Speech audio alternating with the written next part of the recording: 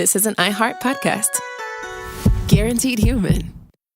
Work can be a little weird. Cringy training seminars, coworkers who won't stop talking about their plant, forgetting the mute button at an inopportune moment. We have to deal with a lot on any given workday. Sometimes it can feel hard to thrive and move forward in your career. Well, that's where LinkedIn comes in. LinkedIn helps you get ideas and insights from experts in your field, connect with people professionally, grow your network, and access tools designed to help you find the right fit for your next role. Whether you're just getting started, figuring out your next move, or looking to accelerate your career, LinkedIn is built to support you at every stage because LinkedIn is the network that works for you. Visit linkedin.com/knowstuff to learn more.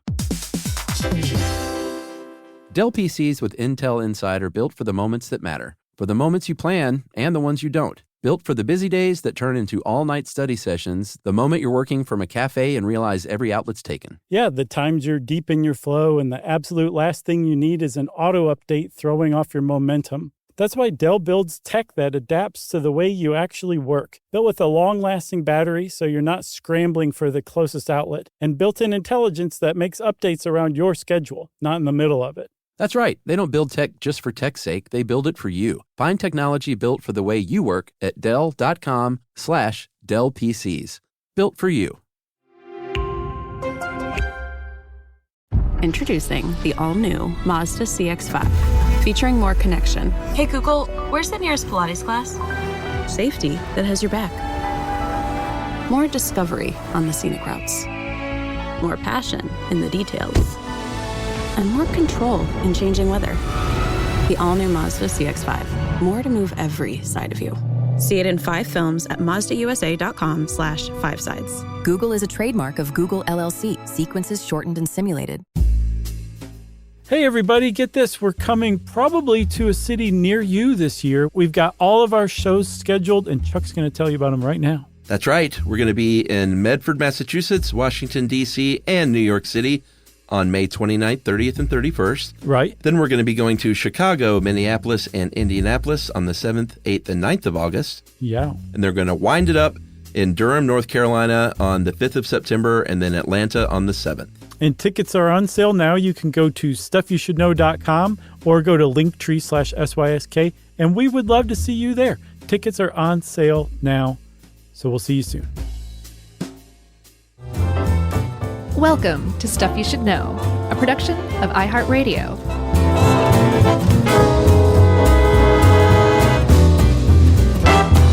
Hey, and welcome to the podcast. I'm Josh, and there's Chuck, and Jerry's here too, and we're just futzing around, having fun, doing what we do here on Stuff You Should Know. That's right. Tech Stuff Edition. It is. Hats off to John Strickland, who's still doing it all these years. We're all still doing it. I know. They won't let us stop. My God, we're still doing it. Yeah, I think he's in year 15 now. He was like shortly after us, right? Yeah. Yeah, right on the heels. I can always feel him breathing on our neck. It's really gross. He has a very humid breath. Gross. So, the reason you said this is Tech Stuff Edition is because this is super techy. There's a lot of technical stuff that we're going to dance around. It's future-facing, and it's the kind of thing that everybody hopes will hurry up and come, but probably doesn't know very much about. So here we go. Tech stuff. Ahoy. Everyone except me. You don't want this? I don't know. The whole time I was reading it, I was like, man, it just sounds like a lot of work to just not have to plug in your phone. Yeah, it is a lot of work to just not have to plug in your phone. But, I mean, haven't you ever, looked around your house and been like, these wires are just so stupid. I hate having cords and stuff you have to plug in.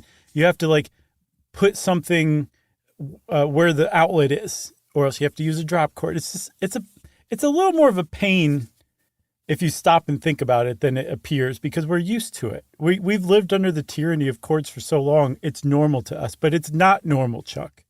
Oh, so you're thinking a future where nothing in your house is plugged in. Precisely. Oh, no. Sure. Great. I can't wait for that day. I cannot wait for that. And not only that, there's the last thing we're going to talk about is what I'm really jazzed about. Okay. I don't want to spoil it, so don't bring it up. But Everybody just stay with us through the end and you'll be rewarded. Yeah, and what we're talking about is wireless electricity, or more appropriately, wireless power transfer, because if you think about your cell phone that you can just sit on a little pad and charge it wirelessly, that thing's plugged into the wall. So what you're doing is you're transferring power from one thing to another. But imagine if that charger, that pad that you lay your phone on, is your house. or no, it was like mounted on the ceiling of your room. Yeah. And when you walked into that room, immediately your phone just started charging in your pocket. You turned your TV on and it was going full blast, no problem. And then you look behind it and you faint dead away because it's not even plugged in. And you think there's a ghost in your house or God is messing with you. I don't think it jazzes me like it jazzes you. That's fine. I'm not going to try to convince you. I've never looked behind a TV on a wall to look for cable, so. Oh, well, then you haven't lived. But we can talk about the history of it, right? Because this is not a new thing. People have been trying to do this basically since there was electricity. Yeah, I would have traced it back to Tesla. Tesla was very famously very interested in trying to figure out how to create wireless electricity that he planned on sending through the earth from one end to the other, basically a global wireless electrical network, right? He didn't, as we'll see, but what I didn't realize is it predates him even. Yeah, before him, there was a German physicist named Heinrich Hertz, who he was the guy who said, hey, electromagnetic waves are a thing. I can prove it. Yep. And he was able to send energy in the form of radio waves from between two antennas in the 1880s, which predated Tesla's little party trick that I think all of us probably saw in science, or not saw, but read about in science class. Or saw on the Prestige. Yeah, at some point where he's like, I'm going to make this light bulb light up Uncle Fester style, except I won't even put it in my mouth. Right.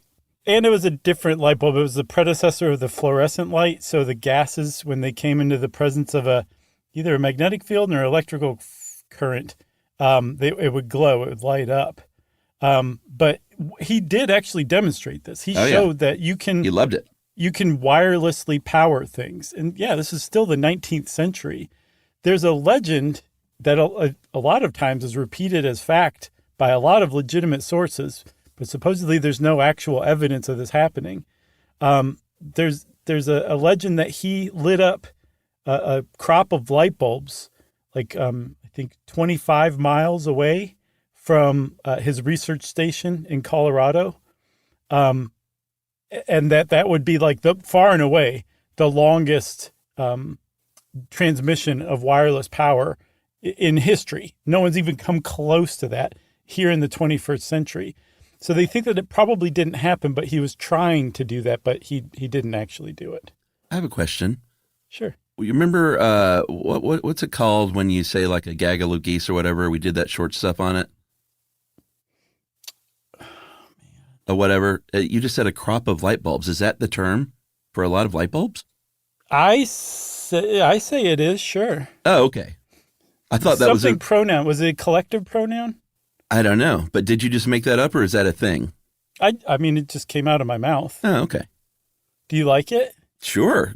All right, well, I'll start using it. Sounds like you're growing light bulbs out in the field or something. Like ready for harvest. Next time I go to buy light bulbs, they'll say, you got a crop of light bulbs here I can buy? I love it. I mean, that's probably a use for crop I just didn't know about. I will say, hey, man, Clark me a crop of light bulbs. So Tesla's got his party tricks happening.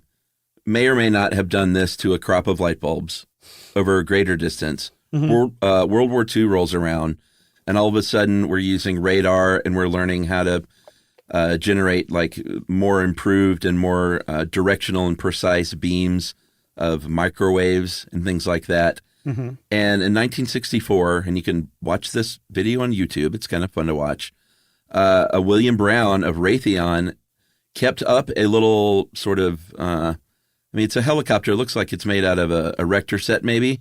Yeah. About 60 feet off the ground for 10 hours with no wires. Yeah. And they could have gone longer, but the novelty wore off, so he just stopped after 10 hours. Yeah. He's like, all right, does everyone get it? Right. Can we go home now? Like how many It's times 3 in do the I morning. have to pass this hula hoop over it? Right, right. So that was a huge accomplishment. And I believe the same William Brown of Raytheon created another record that stood until from 1975 until, from what I can tell, this past January, like a month ago. In 1975, NASA's Jet Propulsion Lab transmitted, I think, 35 kilowatts of power. And like 50% of what they transmitted, I think a quarter of a mile away or something like that, was received and lit up another crop of light bulbs. That's what people do. They light up crops of light bulbs when they're demonstrating What better wireless way? electrical transmission. Because they light up and everyone's like, ooh. Yeah. And actually, I'm sorry, it was more than a quarter mile. I think it was basically a slap mile. It was like 1.54 kilometers. Wow. Yeah, so that's a really long way. And it stood from 1975 till 2024, almost 50 years. And then I believe the Korean Space Agency just broke it by like 0.3 of a kilometer. Oh, really? So it's not like we've jumped by leaps and bounds. Yeah, and yeah. almost, if I were William Brown, I'd be like, really? You couldn't Right. just wait until you could beat it by like 10 times that? Yeah. That's not very sportsmanlike. No, it's like if you made the world's biggest bagel, Right. and then somebody made another world's biggest bagel by like 10 more pounds. What's the point? Are we really just going to go back and forth year after year with a new world's biggest bagel? No. You need to really like double it up at least before you break somebody's record. It's just common courtesy. You know how to really get their goat is just drop one extra poppy seed on top. Oh, man. Has more mass. Man, I would just start bleeding out of my ears. So this can happen in a couple of ways, and who knows what the future holds. We are going to get to that stuff. Like you were talking about, like you walk in and everything's just like charging the second you enter. Mm-hmm. But these days we have what's called near field and what I like to call further afield, but far field wireless transfer. When you think of near field, you're already doing that. If you have an electric toothbrush, if you have a modern smartphone that can wirelessly charge, we'll talk about the two different ways those are happening. But those are examples of near field. And I think a lot of people, like I was, are amazed to know that when you put that little electric toothbrush on its stand, unless I'm wrong, that little nubbin is only there to keep that thing upright. It's not conducting electricity at all, is it? As far as I know, no, because the whole thing's fully sealed. So the electricity is going from plastic to plastic. Via waves. So it looks like a charging stump, but you could just assume lay it down on top of that thing, right? I don't know. I think for an electric toothbrush, what we're talking about at this point is called wireless induction charging. Mm-hmm. It's the same kind of principle that you use for an induction cooktop. Magnetic fields are generated that create an electric current that's passed to another coil on the other side that's received, and then that's attached to a battery that gets recharged, right? And I think for something like a toothbrush, it has to be really precise. So the coils have to basically line up as close to one another as possible, but they don't have to physically touch, which is why you can encase it in plastic and seal it off and use it for an application that's around water, like an electric toothbrush. But I do think that has to be precise. I think you can get a little more jiggy with it with the resonant induction charging, where the coils are bigger, or there's more coils, but they also have, I don't know how they do this, but they make the frequencies that come out of one coil and go into or received by the other perfectly in sync, so that the coils are basically tuned to one another. So you can actually keep something a little further away and still get a charge out of it. Okay, so I was wrong then. That stump serves the purpose of probably aligning it perfectly. Probably. Although it's not actually, like a charging stump. You probably could not just set your toothbrush down with the butt in near that stump. You know what I'm saying? No, but if you're talking about like your phone on like a pad charger, and you just kind of set it down. Sure. It'll still charge, even though it's not like perfectly centered on the charger, depending on the type of charging station. Yeah, and I have seen those to be fairly hit or miss through the years. Yes. The little charging pads, sometimes they work. Sometimes you got to move your phone around it. And it makes more sense now that I know how it works why you may have to move your phone around. And it's also slower than like a wall charge, which, is one of the humps to get over that we'll get to. It is, and they have basically gotten over that hump. So for a while, I didn't realize this, but Nokia was the first to be like, hey, everybody, check out our wireless charging 2012. pad. Back in 2012, I had no idea. Yeah, same. And that set off like a whole stampede where every phone company wanted to create a wireless charging pad, right? And so everybody was coming up with different protocols, different structures on how to make this happen. And finally, a group called the Wireless Power Consortium basically emerged with their Qi standard, QI, like the Chinese traditional medicine concept of the life force that flows through everything. Yeah, like Qigong. Exactly. Yeah. That's also associated with this wireless power transfer to where everybody builds it the exact same way, right? So that's pretty cool. But it wasn't, like you had to get it pretty much dead on to get a decent charge out of it. And like you said, it transferred far less power. I think about 5 watts rather than the standard 15, 18 or more that you get from plugging your phone in. Yeah. So they came up with Qi 2.0. And the new Apple chargers that like snap onto the back of your phone with a magnet? No. Oh, really? Do you have an iPhone? I do. Is it fairly new? Let me see what I usually get like every 3rd or 4th version.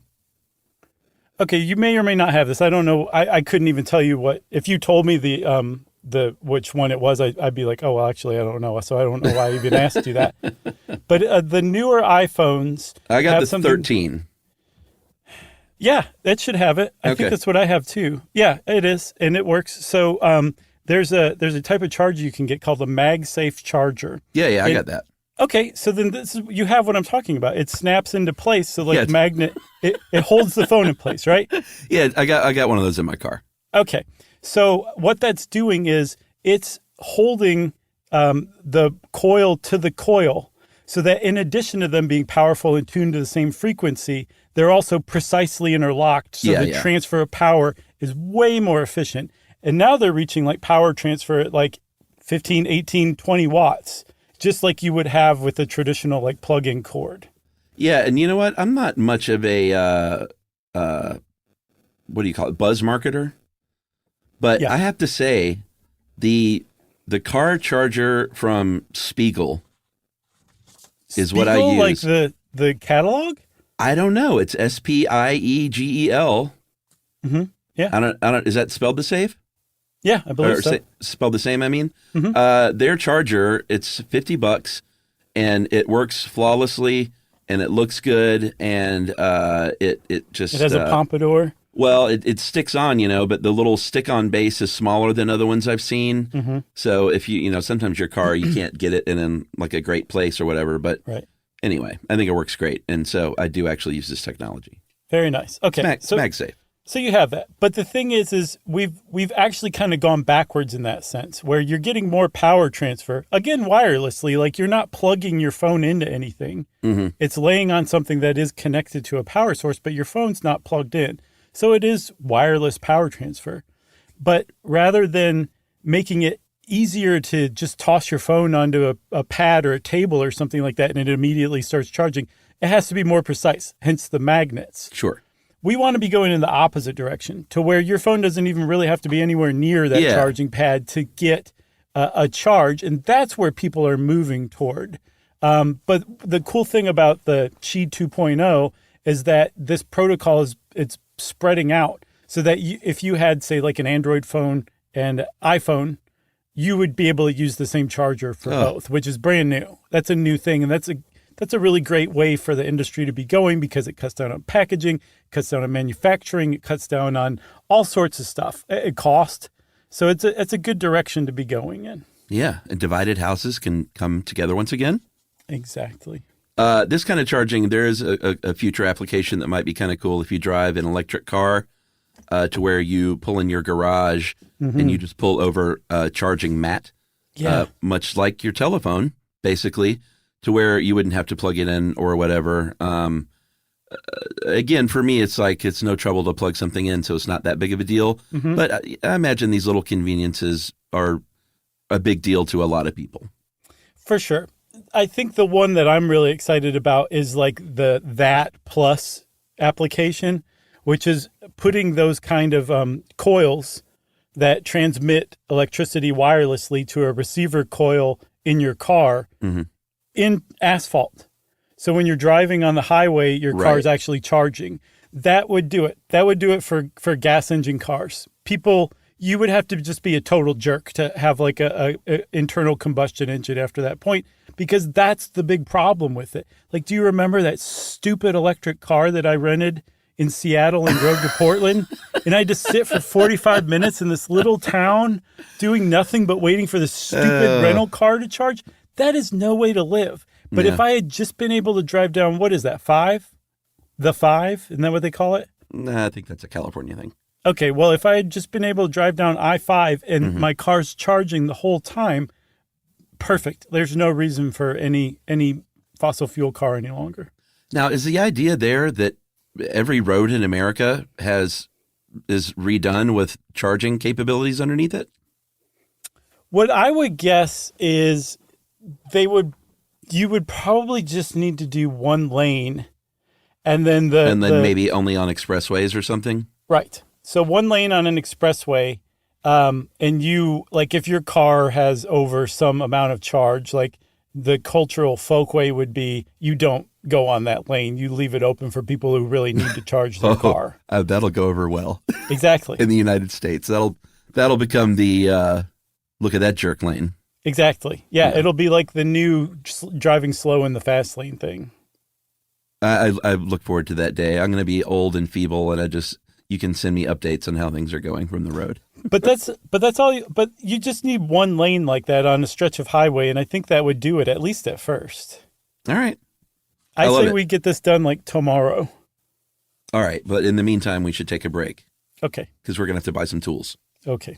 All right, we'll be right back.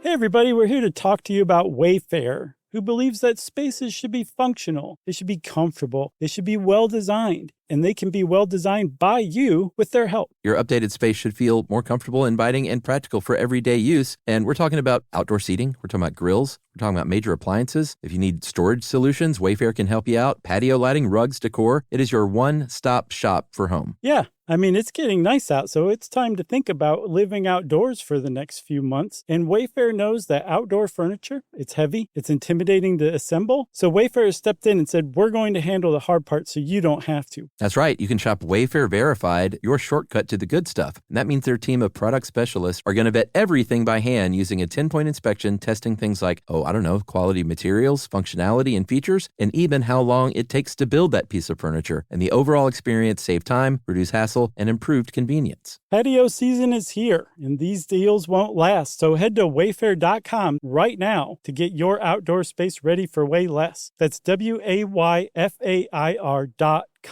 Wayfair, every style, every home. Dell PCs with Intel Inside are built for the moments that matter, for the moments you plan and the ones you don't. Built for the busy days that turn into all-night study sessions, the moment you're working from a cafe and realize every outlet's taken. Yeah, the times you're deep in your flow and the absolute last thing you need is an auto update throwing off your momentum. That's why Dell builds tech that adapts to the way you actually work. Built with a long-lasting battery so you're not scrambling for the closest outlet, and built-in intelligence that makes updates around your schedule, not in the middle of it. That's right. They don't build tech just for tech's sake. They build it for you. Find technology built for the way you work at Dell.com/Dell PCs. Built for you. Everyone knows winter is the real mess maker. You don't need WeatherTech floor liners for summer unless you hit the beach and half the beach ends up back in your car or the campsite dirt ends up in your trunk. Then you'd want a cargo liner or a road trip go sideways. Lemonade spills, ketchup goes rogue, ice cream drips. Yeah, you'd be pretty happy about those WeatherTech seat protectors. So just to be clear, as the mud you're inevitably going to step in this summer, you don't need WeatherTech unless you plan on doing summer. Visit WeatherTech.com today.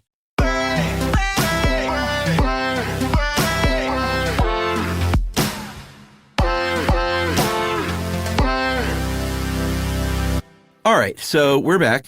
Josh is, oh boy, look at the smile on your face thinking about driving untold miles without having to stop. I mean, it's just going to change everything, Chuck. You're peeing in a Gatorade bottle. You're not stopping for nothing. No way. Just think of the Cannonball Run. I'm just going to take this opportunity, all right? But yes, the Cannonball Run would work really well with that. Yeah. I see this enough that I feel like this is worth mentioning. If you ever find yourself in an emergency situation where you have to pee into a water bottle or a Mountain Dew bottle or something like that, that's fine. That's fine. Like, that is a thing you have to do sometimes. I never have, but people do it, and I get it.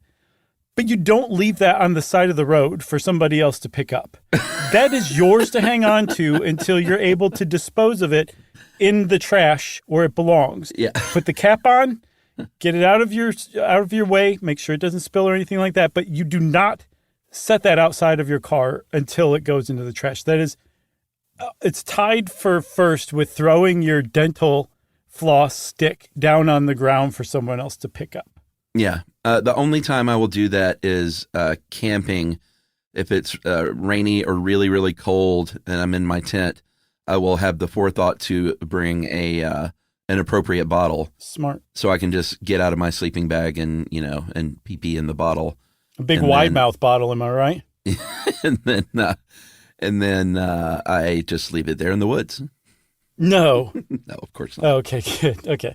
I was shocked. All right, so we're back and we're getting started now on far field wireless transfer because your phone on your nightstand, that's great.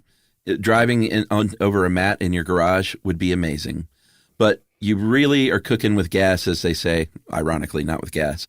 If you can start figuring out how to do this over longer and longer frequencies, and they are figuring that stuff out by ways of electromagnetic waves or which, what you do is you send it out as an electromagnetic wave. Mm-hmm. It transmits it as a beam, and then it converts it to power or through laser beams. Yes. So you can do laser, you can do millimeter waves, you can do, I think microwaves are the big ones. That's the big one. Because they're electromagnetic waves, so they're an energy carrier. And all you need is a way to convert electricity to electromagnetic energy and then a way to convert it back on the other side. And then you've just transmitted power from a distance. That's like what this they're is working possible already, right? They just absolutely haven't figured out a great consumer application because it's not efficient or great or cheap. That's the problem. It's not cheap and it's inefficient. So yes, I believe there are consumer products out there, just a handful of them, that you can spend a lot of money on and be like, look, this thing's charging. It takes 48 hours to get to 5%, but it's charging wirelessly. That's where we're at right now. But it is possible. People have figured it out. But just like with that Qi protocol, with like the charging pads, the industry's in the same place right now with figuring out a common protocol for everybody to use now. So it's kind of the Wild West. They're trying to figure out the best way to efficiently do it and also safely do it, as we'll see. Yeah, and one application they can use it on today that does make sense, and Livia dug this up and helped out, and this one makes a lot of sense with RFID tags, radio frequency identification tags. Mm-hmm. And you've probably heard of these. There's all kinds of applications for these, but one of the big applications is if you have like a warehouse full of stuff, instead of having a barcode on every single thing that you have to walk up to with a barcode scanner like several inches away or whatever, you can track your inventory more efficiently because it can, if you do it through RFID, you can group things together. You can scan a bunch of stuff at once. You can scan it from, 3, 4, 5 feet away maybe. You don't have to be right there up on it. So using this technology to have little RFID tags that don't require batteries is a realistic application. Yeah, and you just said a mouthful with that they don't require batteries, because that's a big reason why you would want to use something like wireless power transfer is with the little RFID tags, they have an antenna in them, but they don't actually have any power. They're not internally powered. But when that radio wave hits it, it carries just enough energy to make contact with it, give it a little juice. There's a modulator inside that takes that radio wave and converts it back to shoot back out to the scanner with its number associated with it, all without batteries. It just they figured out how to use the energy in that electromagnetic wave in the form of radio waves. And so we're already doing this. Again, it's just really inefficient, but they're onto something with that because, we've entered the Internet of Things. I think we did a whole episode on that. We did. I'll bet that needs so much updating. Yeah, probably so. But all the little sensors in your refrigerator, all the little gadgets, the thing that connects your refrigerator to Wi-Fi now, all of these things are really tiny little components. Mm-hmm. And the smaller the component, the harder it is to put a decent battery in there. And you also kind of want a rechargeable battery too. But some of them don't have batteries. They still are going to report that, say, you're running low on ketchup or something like that. Wireless energy would be able to do the same thing that we're doing with RFID tags, but with the little sensors and chargers that make up the Internet of Things, that make your home a smart home. Yeah, or to not have to have follow-up surgeries to replace batteries in your pacemaker would be pretty remarkable. Yeah, because that's another really big part of this. In addition to the whole gee whiz aspect of it and the no cords thing, which I'm really happy about, the bigger point in the near term is that it will do away with disposable batteries. All we'll have is rechargeable batteries if we have any batteries at all. Some things won't need it, but things that do need a battery to keep going without a power source, those will be rechargeable and they'll be more easily replenished with wireless power transmission. So you can say goodbye to buying batteries at the store. They'll just be gone and the earth will breathe a deep, deep, happy sigh. Yeah, well, that is, and now we're getting into sort of your utopia, which is these companies that are exploring initially probably a room system and then eventually a whole home system to where what you described at the beginning of the show would be possible, where you can walk in your house. Mm-hmm. The second you walk in, your phone is charging in your pocket. If you have a smart home and you have powered blinds on your windows, those are always charged. They're not plugged in. If you have remote controls for your TV and everything else in your home, they actually have a tiny battery made by the company. Mm-hmm. In this case, we can go back and talk about Guru, but there's a company called Ossia Inc., mm-hmm. OSSIA, mm-hmm. and they have a system called the COTA system, COTA. And that's the idea is you have a unit in your house. It looks sort of like it's a little smaller than a board game and a little more square. Yeah. And it's just a little transmitting stand, and it shoots power across the room. It bounces it around, and you have receivers that are attached to your devices. Your receiver would be built into your phone case, right, in the case of a phone, or they're making what they're calling forever batteries, which is a little AA battery that actually has a tiny receiver in it. So that remote control battery will never die. Right. And it essentially just makes any device in your house compatible with this transmitter. The one thing I wondered about, though, was when is Duracell going to buy them out and just shut it down? Oh, man, I hope we don't run into something like that. Big battery is a major threat to democracy, true. But I don't know. I don't know. I think these other startups have some pretty good clout, too. Well, should we talk about Guru then? Sure. Jump back a little. Guru got together with Motorola, and 2 years ago, they debuted basically a charger, an over-the-air charger, a wireless power charger that was very similar in design, it seems like, to that COTA charger. And it can, I think, charge 4 phones at once, up to 10 feet away with a 100-degree field of vision. which is pretty cool. It's still not out to market. I think people are like, yeah, but you guys didn't mention how efficient it is. Like, how many watts does it transfer? And Motorola was like, stop asking questions. And they went back to the drawing board. But the CODA stuff seems like it's so close, it might actually already be available in some areas. I didn't see it for sale yet, but I might be wrong. They are touting their wireless power security camera, the Archos, ARC. Now, that's a good use. Yeah, for sure. Yeah, because if you have a house where you didn't have like if you have security cameras, whatever, you didn't have them built in and wired initially, and you're just like, oh, I want to get a Nest cameras or any other brand, like you got to plug those things in. Yeah.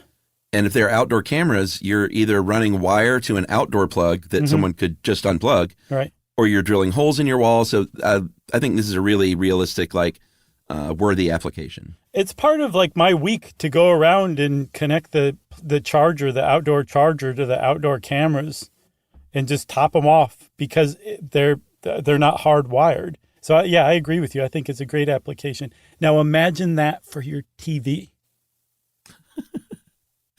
Although, can I make one complaint real quick about security cameras? Yeah. They're great to have. They can help out with different things and help out with neighbors. Hey, I saw someone breaking into my car. Your neighbor has a camera pointing, like, we can all help. But in my experience in Atlanta with car break-ins and house break-ins, I've had both. They don't help you catch anybody. They don't help stop anyone. So it's almost more like, hey, you want to watch some guys steal your stuff? Right. Yeah.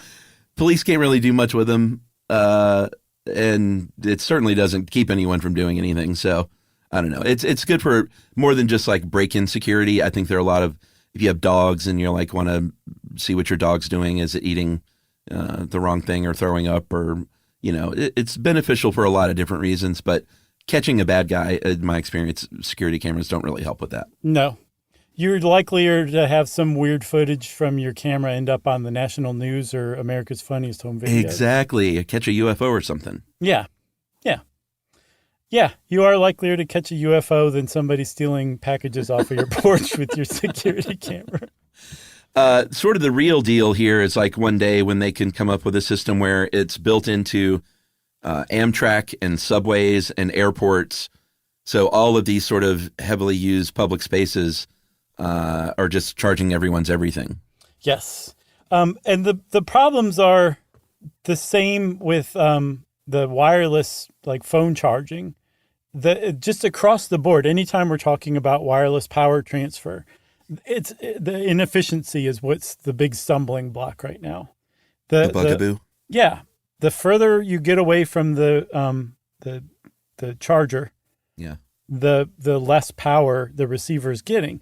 Yeah. The most I've seen, I think that Archos security camera gets like less than a watt 30 feet away at its maximum distance, which is still, 30 feet's a decent. Is that enough to power it?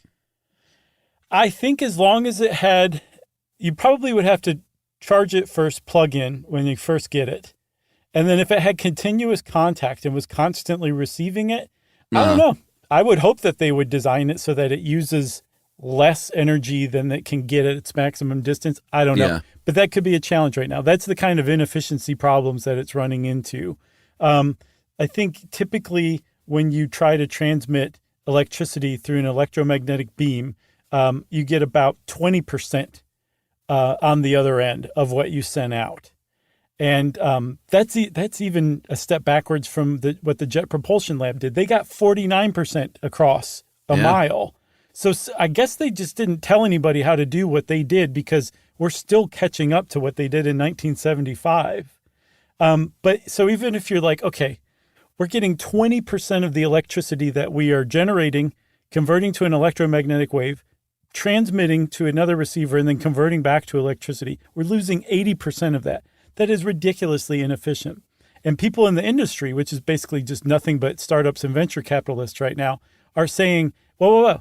Yes, that's true. That's ridiculously inefficient. But we're talking about replacing batteries right here. And the cost of the electricity that is wasted is like 5,000 times less than the cost of a AA disposable battery. So really, if you look at it in terms like that, we're not that far off from it being cost effective if we can use it to replace batteries, disposable batteries. Yeah, and one of the cool pieces of or cool parts of this tech is, let's say you have a room that's set up to charge everything in there. It's apparently with this OSIA system, it's bouncing all over the room, pinging like 100 times a second. So it's not like if you turn your back, it's not shooting waves through your body. And we'll get to safety here after the break. Mm-hmm. But regardless of that, it bounces around you. If you have your phone up to your head, it will bounce around your head off the back wall to hit the back of that phone. Oh, really? The OSIA system does that? Yeah, supposedly, cool. and only delivers power like if something needs it, so it's not constantly on. Mm-hmm. And supposedly will prioritize whatever's in the room that needs juice the most. Smart. Yeah, because just like RFID tags, that charger is constantly surveying the stuff in the room that have Right. a coder receiver attached to it and saying like, where are you at? What's your levels? You need some juice? I got some for you. They're like, no, not right now. I'm good. Okay, but I'm Right. here if you need it, kind of thing. Yeah, so I didn't know that it actually went around people though, which is that's a big deal because that's a genuine concern at this point. If you're beaming electricity throughout a home, if you're creating an electrical field that's just indiscriminately moving everywhere in a room, it's going to come in contact with things that are conductive. So like one issue I've seen raised is the idea My fork that is hot. your pots and pans are going to get super hot just sitting in the drawer in your kitchen. Yeah, that's no good. If you're using microwaves, if the microwave is powerful enough, it can cook you from the inside out. That doesn't seem to be a threat. I mean, the people who are designing these things are like well aware of the dangers sure. of microwaves cooking human beings. So Yeah. the stuff they're like deliberately setting these things at levels that wouldn't be able to do that. But it just kind of goes to show like that's the stage that we're at. Is like that's still technically possible with what we're doing. Laser beams can still shoot you in the eye. They could still burn your skin. Yeah, those are the ones that don't ping around the room. If it's laser based, then Right. you have to have a direct line. Yes, and supposedly if you get in between the laser and the receiver, it just automatically turns off. But, there's still that moment that singes your hair. Yeah, or you could have the high-tech mirrored system like any bank security in the movies. Mm-hmm. Or, museum security probably. Oh, yeah, like shooting the lasers all around. The grid, yeah, for sure. That's awesome. And then before you know it, Catherine Zeta-Jones is slinking underneath one of those things. Yeah, and you're like, what are you doing in my kitchen? You're too old to be slinking around like that, lady. You gotta pull a muscle. So what else is there? Well, we should take a break probably. Oh, yeah. And then we'll come back and finish up with the serious future right after this.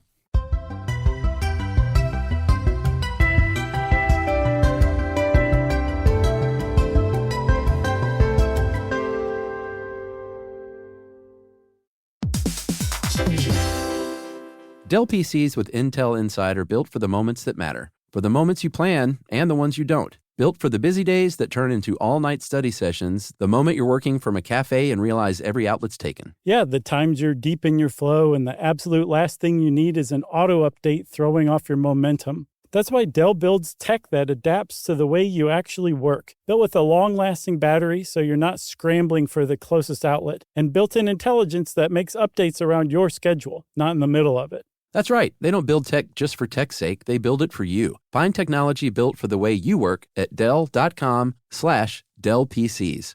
Built for you.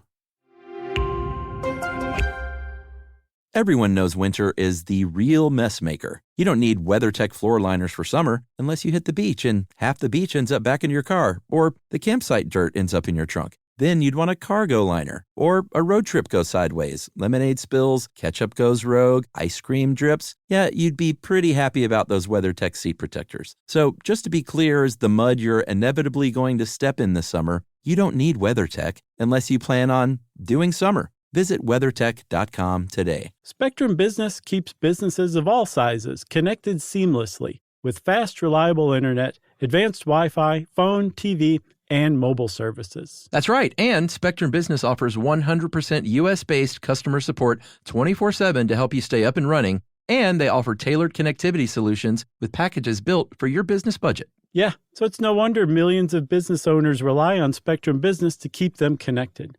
Visit spectrum.com/business to learn more. Restrictions apply. Service is not available in all areas.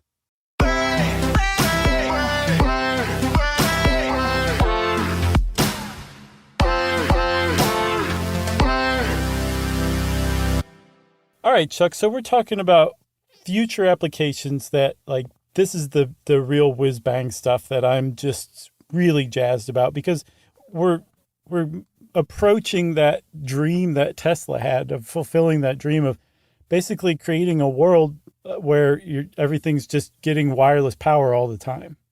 Yeah, so there's a group called the Persistent Optical.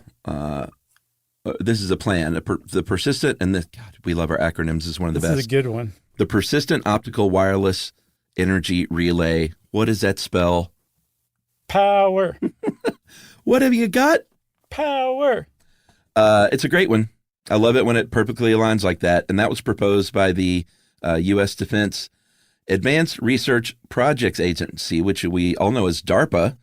And this is a situation where they could beam electricity from a web of aircraft flying above onto the ground, into, let's say, either Libya said a conflict zone, but maybe a disaster zone where there's no power on the ground anymore and people are dying. Potentially a web of aircraft above could shoot this stuff down to the ground. Yes, but it does have immediate military applications, because just like how, people were saying, like, wait a minute, we have 20% efficiency of the electricity we're transmitting here. Yeah. The same thing is running into this problem too. Like, there's a loss of efficiency, but even if there's a massive loss of efficiency, it's still more efficient than literally flying in tanks of oil and gasoline into a conflict zone or disaster area, filling up generators and then plugging into those. It'd be still much more efficient than that.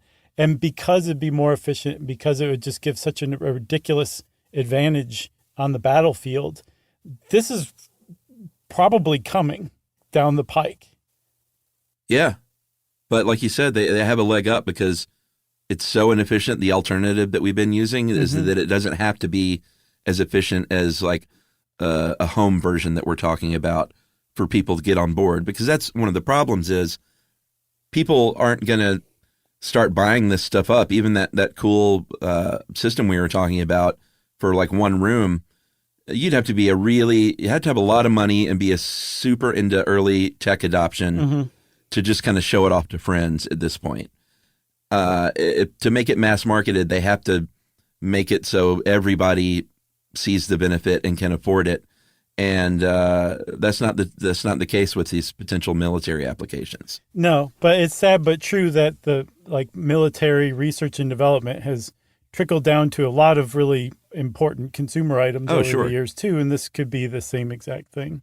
Yeah, absolutely. There's a group in New Zealand called Emrod, and they are basically creating line of sight towers to where that just beams from one to the other. Basically like those bonfire towers in Lord of the Rings. Yeah. It's the same thing, but rather than like line of sight, you're transmitting electromagnetic waves carrying energy. And then at the other end, or probably at each one of these transmitters, you're able to convert it to usable electricity and then, power up a disaster area, a rural area, whatever area you want to.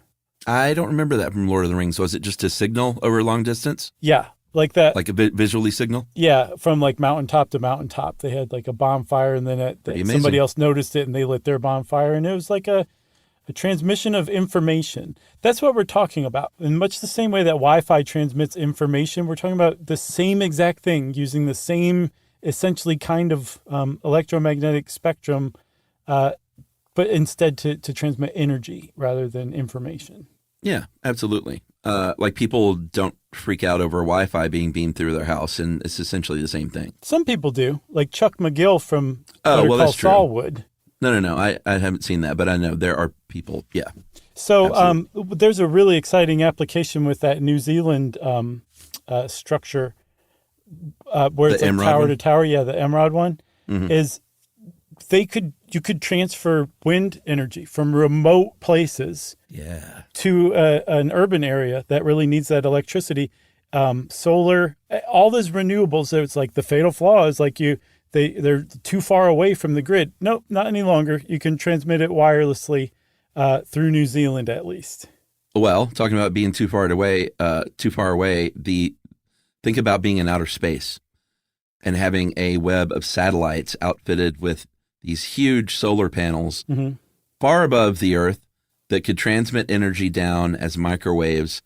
That is not out of the realm of possibility. In fact, it's even been done just last year in 2023.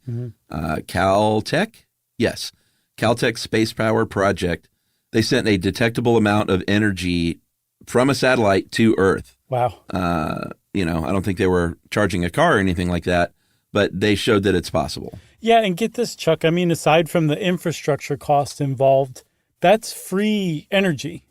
You're just taking solar energy and transmitting it, even if it's just a little bit and there's a massive loss of efficiency. You're not burning coal to get that. You just built a satellite that's harvesting it out in outer space, which is a huge advantage, Totally.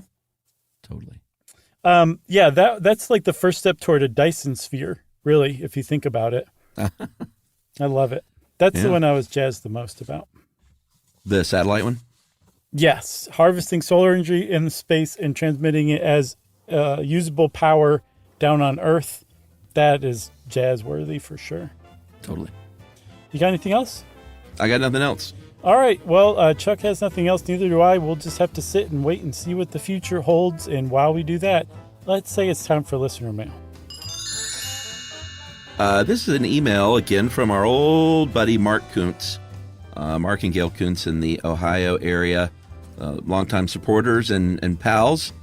And this is what Mark has to say. And you might remember Mark. He's an art therapist. Hey guys, licensed art therapist and the director of mental health services at the Clark County Education Service Center in Springfield, Ohio. My team worked extremely hard to provide sources of strength to as many students as we can in the state for free. Most people assume that suicide prevention work focuses on SAD, shock, and trauma, but we run a program in our schools called Sources of Strength, which capital S by the way, which focuses on hope, help, and strength. Sources of Strength is made possible to us through funding and support from the Ohio Suicide Prevention Foundation and Prevention First. Sources of Strength is more than just suicide prevention. It's an overall wellness program focusing on 8 protective factors, some of them being positive friends, healthy activities, generosity, stuff like that. It is free to all Ohio students and can be started in the classroom as early as kindergarten. Meanwhile, the junior high and high school students can work with adult advisors of the program to run school-wide campaigns and events. Only skimming the surface here, guys, so if you live in Ohio, you should look up Sources of Strength, ohio.org, to learn more about it and become one of the many schools participating. If you don't live in Ohio, you can still be a part of the movement that's taking place in the U.S., Canada, and Australia by going to sourcesofstrength.org, and that is from our old buddy, Mark Kuntz. Well, thanks a lot for that, Mark. Good to hear from you as always. And if you want to be like Mark and talk about some amazing stuff you're doing so we can tell everybody else about it, we love that kind of thing. You can wrap it up and send it off to stuffpodcast@iheartradio.com. Stuff You Should Know is a production of iHeartRadio. For more podcasts from iHeartRadio, visit the iHeartRadio app, Apple Podcasts, or wherever you listen to your favorite shows.